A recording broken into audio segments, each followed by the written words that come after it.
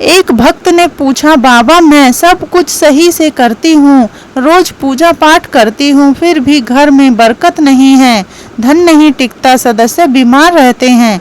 तो आज इन्हीं सवाल का जवाब मिलेगा भक्तों। घर के मंदिर में जलने वाले दीपक घंटी रोज धोने वालों, गौर से सुन लो वरना पूरा घर हो जाएगा बर्बाद। आप सभी का दिल से आत्मा की गहराइयों से स्वागत है। दोस्तों, जीवन में चाहे कितनी भी मुश्किलें क्यों न आएं, एक चीज कभी मत भूलिए, पूजा मंदिर में रखी घंटी, देवी देवताओं की मूर्तियां और जलते दीपक के साथ कुछ गलतियां ऐसी होती हैं जो अगर हो गई तो किस्मत का पहिया उल्टा घूमने लगता है। ऐसा दुर्भाग्य आता है कि संभालना भी नामुमकिन हो जाता है। घर में बरकत रुक जाती है, खुशियां सूख जाती हैं और गरीबी ऐसे कदम जमा लेती है कि चाहकर भी हटती नहीं। भक्तों, हो सकता है आप भी अनजाने में वही गलतियां कर रहे हो, इसलिए पैसा पास टिकता नहीं, घर में अशांति रहती है और सफलता बस दूर से हाथ हिलाती है। हम बिना समझे जाने अनजाने कुछ ऐसा कर बैठते हैं जो हमारे भाग्य का दरवाजा बंद कर देता है, और जब सब हाथ से निकल जाता है तब हमारे पास रह जाता है सिर्फ पछतावा और ताने। लेकिन घबराइए मत, आज इस वीडियो में हम आपको पूजा मंदिर से जुड़ी हुई रहस्यपूर्ण बातें बताएंगे, जिन्हें सुनकर आपका दिल खुद कहेगा, गुरुजी आपने तो मेरी सोई किस्मत जगा दी। तो दोस्तों, इस वीडियो को अंत तक देखना, क्योंकि ये सिर्फ जानकारी नहीं, ये आपकी जिंदगी बदलने की कुंजी है। पूज्य गुरु जी ने कहा है, बहुत से लोग पवित्र वस्तुओं को धर्म का प्रतीक मानकर मंदिर में रख लेते हैं, लेकिन वही सबसे बड़ी गलती कर बैठते हैं। आज हम आपको विस्तार से बताएंगे पूजा मंदिर में कौन सी चीजें रखनी शुभ है और कौन सी अशुभ, दीपक कितने बजे जलाना चाहिए और जलाते समय कौन सा मंत्र बोलना चाहिए, घंटी कब बजानी है, सुबह या शाम और कितनी बार, शंख कब और कैसे बजाना चाहिए और बजाते समय किस मंत्र का जाप करना चाहिए, दीपक रोज धोना चाहिए या नहीं, मंदिर में कितनी मूर्तियां रखनी चाहिए और क्यों। ये 7-8 बातें छोटी लग सकती हैं, लेकिन इनका असर आपकी किस्मत पर सीधा पड़ता है। भक्तों, इस तरह की जानकारी आपको कहीं और नहीं मिलेगी, चाहे आप लाखों करोड़ों खर्च कर दें। हम अपने मन से कोई कहानी नहीं गढ़ते, ये सब ज्ञान है ज्योतिष शास्त्र, धर्मशास्त्र और ऋषि मुनियों की वाणी से लिया हुआ, जिसे हम आपके लिए आसान भाषा में लेकर आते हैं। और हाँ, एक भक्त ने हमसे पूछा था, गुरुजी मैं रोज पूजा करता हूँ लेकिन फल क्यों नहीं मिलता, उल्टा नुकसान ही हो जाता है। इस वीडियो में मैं आपको इस रहस्य का भी जवाब दूंगा। दोस्तों देखिए, हमारा काम है आपको सच्ची और सही सलाह देना। हम आपको जब भी कुछ बताते हैं वो आपके भले के लिए होता है। अब इसे मानना या ना मानना ये पूरी तरह आपकी मर्जी है। लेकिन भक्तों, एक बात दिल पर हाथ रख कर कहेंगे, अगर मान लोगे तो आपका बेड़ा पार हो जाएगा। इस वीडियो को अंत तक देखने के बाद आपको किसी भी तरह की परेशानी का सामना नहीं करना पड़ेगा। आगे आपकी समझ, आप खुद ही इतने बुद्धिमान हो कि सही गलत का फर्क जान सकते हो। तो चलिए भक्तों, बिना समय गवाए शुरू करते हैं आज का ये बेहद खास और जीवन बदलने वाला वीडियो। पूज्य गुरुजी कहते हैं, पूजा हमारे जीवन का अभिन्न हिस्सा है। हर कोई किसी न किसी देवी देवता की आराधना करता है। कोई माँ दुर्गा के चरणों में शीश झुकाता है तो कोई भगवान विष्णु के नाम का स्मरण करता है, और हाँ, उनकी पूजा का फल भी मिलता है। लेकिन क्या आप जानते हैं, छोटी छोटी अनजानी गलतियां ही उस फल को रोक देती हैं। ये गलतियां इतनी मामूली लगती हैं कि हम इन्हें नज़रअंदाज कर देते हैं, लेकिन शास्त्रों में साफ लिखा है, पूजा में पूर्ण फल पाना है तो इन बातों का ध्यान रखना जरूरी है। आज हम बात करेंगे घर के मंदिर में दीपक और घंटी के सही उपयोग के बारे में। क्या दीपक को रोज धोना चाहिए या हफ्ते में 1-2 बार? धातु का दिया हो तो कब और कैसे साफ करना चाहिए? मिट्टी के दीपक का सही समय और सही अवसर कौन से हैं? मंदिर में किस प्रकार की घंटी का उपयोग सबसे शुभ माना जाता है? घंटी कब बजानी है, कितनी बार बजानी है और क्या शाम की पूजा में घंटी बजाना उचित है? इन सभी सवालों के जवाब आपको आज के इस वीडियो में मिलेंगे। भक्तों, एक बात याद रखिए, अधूरी जानकारी कभी कभी नुकसानदेह साबित होती है, इसलिए इस वीडियो को अंत तक देखना जरूरी है। कुछ लोग होते हैं जो वीडियो को इधर उधर से काट कर देखते हैं, बीच से स्किप करते हैं और फिर कहते हैं कि जीवन में सफलता क्यों नहीं मिल रही। अरे, जब ज्ञान ही आधा अधूरा ले रहे हो तो फल पूरा कैसे मिलेगा? और सच कहूँ तो कई लोग तो नाच गाने और अर्धनग्नता वाले वीडियो पूरे देख लेते हैं, लाइक भी करते हैं, सब्सक्राइब भी करते हैं, लेकिन जब हम आपके भले के लिए ज्ञान की बात करते हैं तो आधा छोड़कर चले जाते हैं, फिर शिकायत करते हैं कि जीवन में अंधकार क्यों है। भक्तों, ये ज्ञान आपको कहीं और नहीं मिलेगा, ना किताबों में इतनी साफ भाषा में, ना किसी पंडित से मुफ्त में। तो इसे छोड़ना अपने जीवन की बरकत छोड़ने के बराबर है। अब फैसला आपका है, देखो या अनदेखा करो, लेकिन जो देखेंगे और समझेंगे उनका कल जरूर उज्जवल होगा। तो चलिए भक्तों, बिना और सफाई दिए शुरू करते हैं आज का ये पवित्र और जीवन परिवर्तनकारी सफर। भक्तों, सबसे पहले बात करते हैं मिट्टी के दिए की। ये साधारण सा दिखने वाला दिया वास्तव में शुभता और पवित्रता का प्रतीक है। दिवाली हो, कोई धार्मिक पर्व हो या फिर कोई बड़ा अनुष्ठान, मिट्टी का दिया जलाने का अपना ही महत्व है। घर के मंदिर में या दरवाजे के पास जब इसे जलाया जाता है तो ऐसा लगता है मानो लक्ष्मी माता खुद आपके आंगन में प्रवेश कर रही हो। लेकिन भक्तों, ध्यान दीजिए, जब ये दिया मंदिर में रखा जाता है तो इसके नियम बदल जाते हैं। मिट्टी का दिया एक बार जलाने के बाद दोबारा मंदिर में नहीं रखना चाहिए। हर बार नया मिट्टी का दिया ही उपयोग करना शुभ माना गया है। ऐसा करने से वास्तु दोष दूर रहता है और घर में बरकत बनी रहती है। अब आगे इस वीडियो में हम जानेंगे मंदिर की घंटी से जुड़े हुए रहस्य जो शायद आपको पहले कभी नहीं बताए गए। तो भक्तों, वीडियो को अंत तक जरूर देखिएगा। और हाँ, एक छोटी सी विनती, अगर अभी तक आपने हमारे चैनल को सब्सक्राइब नहीं किया है तो कर लीजिए और वीडियो को एक प्यारा सा लाइक जरूर दीजिए। साथ ही अपनी राशि या शुभ नाम कमेंट में जरूर लिखें, क्योंकि हम समय समय पर राशि से जुड़े भाग्य और परेशानियों को दूर करने के अचूक उपाय बताते हैं। अब आते हैं धातु के दियों पर। आपने देखा होगा कि लोग पीतल या तांबे के दिए इस्तेमाल करते हैं। ये न केवल सुंदर होते हैं बल्कि इनका धार्मिक महत्व भी अत्यंत गहरा है। लेकिन भक्तों, इन्हें सिर्फ जलाना काफ़ी नहीं है, इनकी शुद्धि भी उतनी ही जरूरी है। इन्हें रोज धोकर खासकर गंगाजल से साफ करना चाहिए।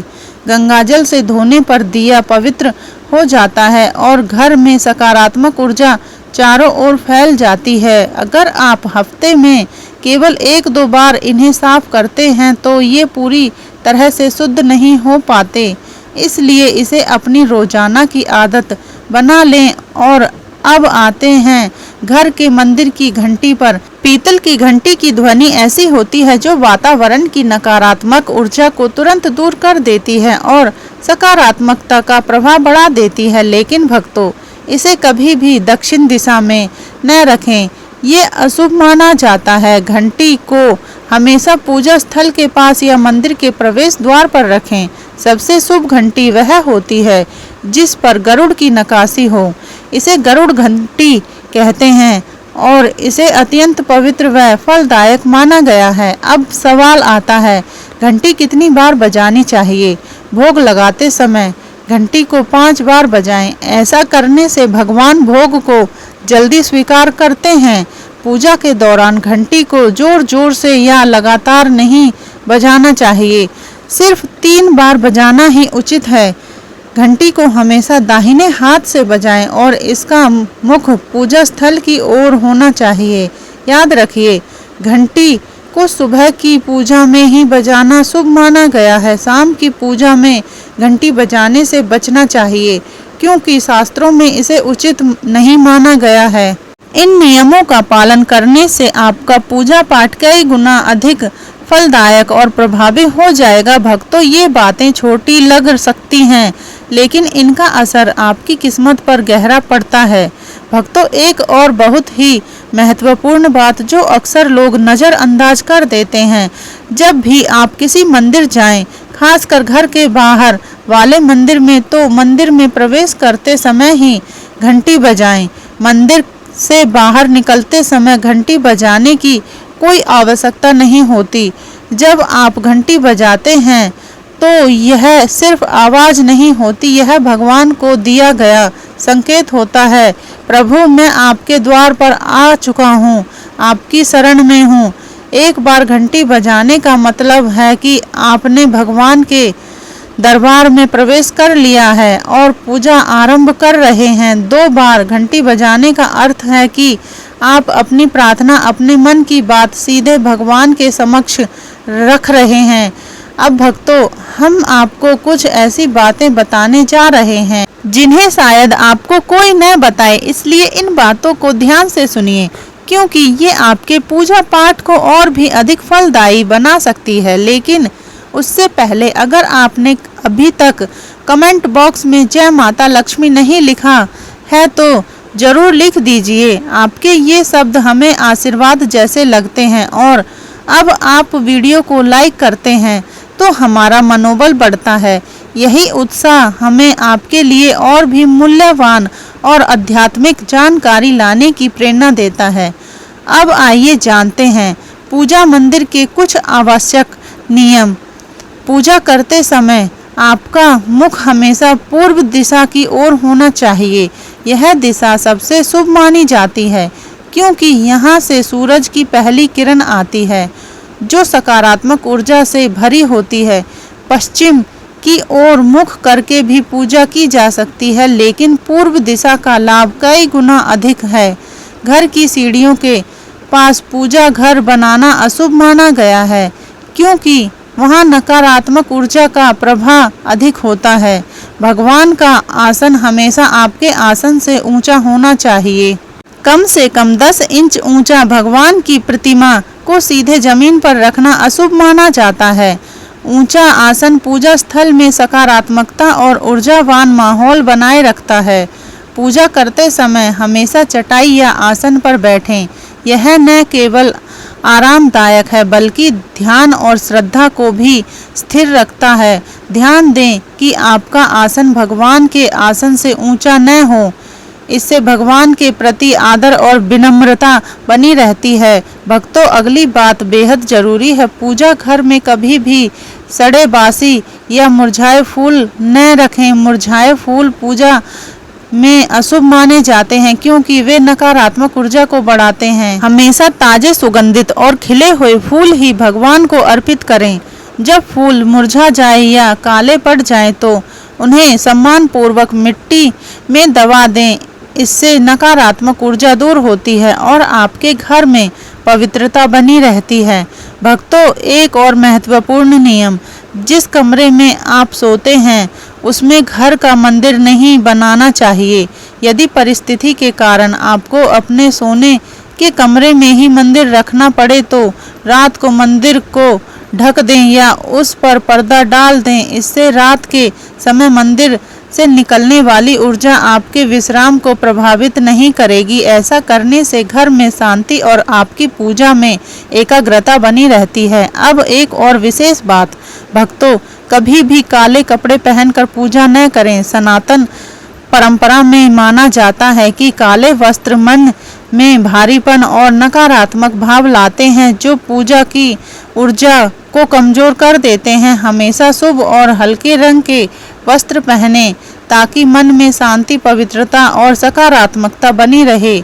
चलिए अब जानते हैं घर के पूजा मंदिर में किन चीज़ों को नहीं रखना चाहिए। भक्तों, किसी भी देवी देवता की एक ही तस्वीर या मूर्ति रखें। एक से अधिक तस्वीरें ऊर्जा का संतुलन बिगाड़ सकती है और पूजा का प्रभाव कम कर सकती है। एक ही रूप को स्थान दें ताकि भगवान की ऊर्जा पूरे मन से आपके जीवन में प्रभावित हो। घर में शिवलिंग रखना अत्यंत पवित्र माना जाता है, लेकिन इसे सही दिशा में रखें। हमेशा उत्तर या पूर्व में रखें और स्वच्छ स्थान पर ही स्थापना करें। इसे शोरगुल या गंदे स्थान पर कभी न रखें। भगवान की टूटी हुई मूर्तियां या फटी तस्वीरें पूजा स्थान से तुरंत हटा दें। टूटी मूर्ति पवित्रता को कम करती है और सकारात्मक ऊर्जा के प्रभाव में बाधा डालती है। इसे शास्त्र सम्मत तरीके से त्याग दें। शंख भगवान की कृपा का प्रतीक है। गोमती चक्र से घर में समृद्धि आती है और जल से वातावरण शुद्ध होता है। जल को रोज बदलते और इन पवित्र वस्तुओं को हमेशा साफ रखते। रोज पूजा स्थल की सफाई करें। गंदगी से नकारात्मक ऊर्जा आती है और ध्यान भंग होता है। स्थान को सुंदर, सुव्यवस्थित और सुगंधित रखें ताकि मन सहज रूप से भगवान में लग सके। भक्तों, अब आइए जानें कि हमारे घर के पूजा मंदिर से जुड़े कुछ ऐसे नियम जिन्हें मानना बेहद जरूरी है। सबसे पहले, पूजा स्थान हमेशा घर के शांत और पवित्र कोने में होना चाहिए और अगर वह उत्तर पूर्व दिशा में हो तो सबसे उत्तम है। यह दिशा घर में सकारात्मक ऊर्जा का संचार करती है और आपकी पूजा को और प्रभावशाली बनाती है। ध्यान रहे, पूजा स्थल कभी बेडरूम या रसोई के पास न हो। ये स्थान दैनिक कार्य और हलचल से भरे होते हैं, जहाँ नकारात्मक ऊर्जा भी पनप सकती है। मंदिर के आसपास का वातावरण हमेशा साफ सुथरा और सुव्यवस्थित रखें ताकि आपका मन पूजा में एकाग्र हो सके। भक्तों, अब बात करते हैं दीपक और उनसे जुड़े महत्वपूर्ण नियमों की। दीपक जलाना सिर्फ एक परंपरा नहीं, बल्कि यह भगवान के आशीर्वाद और कृपा का प्रकाश है जो आपके घर और जीवन में उजाला भर देता है। दीपक को हमेशा भगवान की मूर्ति के समान रखें ताकि उसकी रोशनी सीधे भगवान तक पहुँचे और आपके पूजा स्थल को पवित्रता से भर दे। याद रहे, टूटा हुआ दीपक कभी न जलाएं और पूजा के समय एक साथ 2 दीपक, खासकर तेल और घी के, भी न जलाएं, क्योंकि दोनों की ऊर्जा अलग अलग होती है और गलत तरीके से जलाने से पूजा की शक्ति कम हो सकती है। वास्तु के अनुसार घी का दीपक बाईं ओर और तेल का दीपक दाईं ओर रखना शुभ होता है, लेकिन ध्यान रहे दीपक कभी भी पश्चिम दिशा में न रखें। दीपक के लिए उत्तर या पूर्व दिशा सबसे अच्छी मानी जाती है। साथ ही बत्ती का मुंह भी हमेशा इन दिशाओं की ओर होना चाहिए ताकि सकारात्मक ऊर्जा का प्रभाव और अधिक बढ़ सके। घी के दीपक में रुई की बत्ती और तेल के दीपक में लाल मौली की बत्ती का प्रयोग करें। रुई की बत्ती से प्रकाश स्थिर और शुद्ध होता है, जबकि लाल मौली वाली बत्ती से वातावरण में शुभ ऊर्जा का संचार होता है। नवरात्रि या विशेष अवसरों पर माँ दुर्गा और माँ लक्ष्मी के सामने गोल बाती का दीपक न जलाएं, क्योंकि इसे अशुभ माना जाता है। और एक नियम और याद रखें, घी का दीपक जलाने के तुरंत बाद तेल का दीपक न जलाएं। इनके बीच थोड़ा अंतर रखें ताकि वातावरण में असंतुलन और पवित्रता बनी रहे। इन छोटे छोटे नियमों का पालन न सिर्फ आपके घर में शांति और समृद्धि बनाए रखेगा, बल्कि आपकी पूजा को भी अधिक फलदायी बना देगा। भक्तों, अब छठवीं बात ध्यान से सुनिए। दीपक हमेशा उसी समय जलाना चाहिए जब भगवान जाग रहे हों, जैसे सुबह के शांत और पवित्र समय में जब पहली किरणें धरती को छूती हैं, उस समय पूजा करते हुए दीपक जलाएं। फिर शाम को आरती के समय, जब दिन की थकान ढल रही हो और वातावरण शांत हो रहा हो, उस समय का दीपक वातावरण को और भी पवित्र कर देता है। ये दोनों समय सिर्फ पूजा के लिए ही नहीं, बल्कि ध्यान और आध्यात्मिक ऊर्जा को महसूस करने के लिए भी सर्वश्रेष्ठ होते हैं। इन पलों में दीपक जलाने से घर में सकारात्मक ऊर्जा का प्रवाह बढ़ता है और आपका मन भी निर्मल होता है। सातवीं बात, भक्तों, दीपक जलाना केवल धार्मिक नियम नहीं, वास्तु शास्त्र और ज्योतिष शास्त्र में भी इसका गहरा महत्व बताया गया है। दीपक जलाने से न केवल घर में सकारात्मक ऊर्जा का संचार होता है, बल्कि यह हमारे जीवन के साथ चक्रों को संतुलित करता है। यह नकारात्मकता को दूर करके वातावरण को शुद्ध करता है और आपके मन को शांति प्रदान करता है। दीपक की हल्की स्थिर लो मानो भगवान का आशीर्वाद आपके जीवन को रोशन कर रही हो। इसलिए भक्तों, जब भी आप दीपक जलाएं, ऊपर बताए गए सभी नियमों का पालन जरूर करें। यही नियम आपके जीवन में भगवान की कृपा को स्थायी बनाएंगे और घर में सकारात्मकता का प्रभाव निरंतर बनाए रखेंगे। प्रिय भक्तों, अगर आपको यह ज्ञान और अनुभव अच्छा लगा हो तो कमेंट में जरूर बताएं। अगर आप माता लक्ष्मी के सच्चे भक्त हैं, उनका प्रेम, आशीर्वाद और सदा आपके घर में वास चाहते हैं तो इस वीडियो को दिल से लाइक करें, हमारे चैनल को सब्सक्राइब करें और कमेंट में जय लक्ष्मी माता जरूर लिखें। याद रखें, ये बातें जन रुचि को ध्यान में रखते हुए साझा की गई हैं। ज्योतिष और धर्म के उपाय अपनी आस्था और विश्वास के साथ आजमाएं। हमारा उद्देश्य आपको सही दिशा और बेहतर सलाह देना है, कोई दावा करना नहीं। दोस्तों, अगर यह वीडियो आपको पसंद आया हो तो इसे जरूर लाइक और सब्सक्राइब करें। धन्यवाद और माता लक्ष्मी की कृपा सदा आप पर बनी रहे।